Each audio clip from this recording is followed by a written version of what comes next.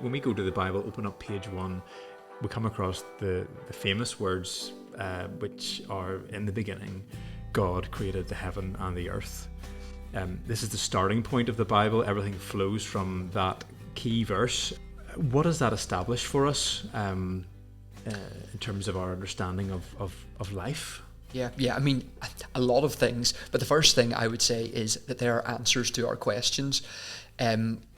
Without thinking about God, we can think a lot about how different things in life work, but we can never think about why certain things matter.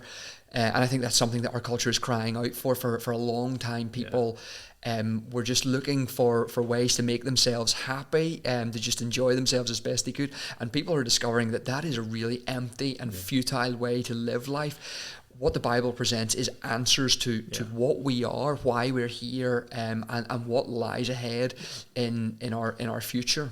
Yeah, so the Bible begins with the reality of God. There is a God as opposed to not being a God, and there's also a certain kind of God. So Genesis 1 verse 1, how does that introduce who God is? Yeah, so the world, the universe, the material universe, it is created, but he is not. So he is outside of it.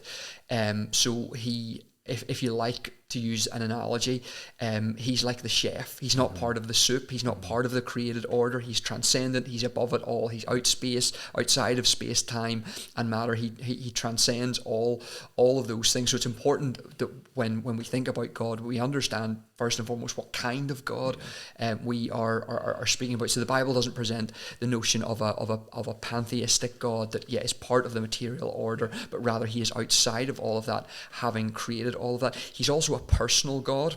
And there's a lot of things that we could pull out of that, but we should understand that God is not an idea to be critiqued and to be thought about.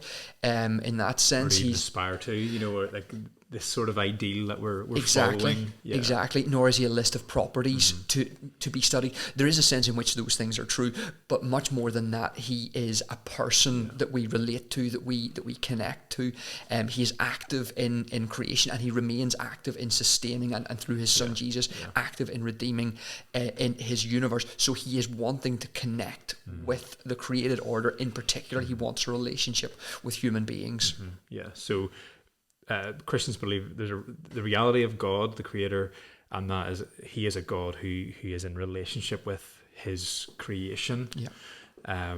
What are the implications then of that? So like the so what? Yeah, exactly. So I think one of the things is that there is intentionality in creation. It's designed.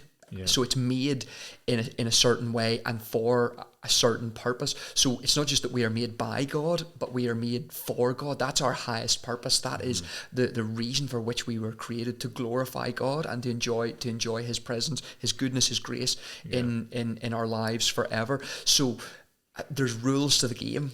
If you like, there's a way that things are supposed to work. We live in God's world. It's kind of, we walk into my house, my rules. Exactly. We live in God's world. His rules. So there is a divine prerogative, and that's a really important thing for understanding. If we do want to connect with God, if we want that relationship with him, we have to recognize that he is in charge and that we are not. And I think this is a thing that stops a great many people from becoming Christians. They see the value in Christian principles and Christian ideals, but they don't want to surrender their lives to God. They don't want to submit to him as the ultimate authority in their lives and give up total and complete control. That's the requirement. If a person's going to become a Christian and really enjoy a relationship with God, then they have to give up control and submit to him, recognize him as the ultimate authority in all of existence. If you want to watch more of these kinds of videos, we will be releasing one every fortnight, as we'll be looking at what the Bible actually teaches, what Christians actually believe, one truth at a time. So see you next time. Thanks.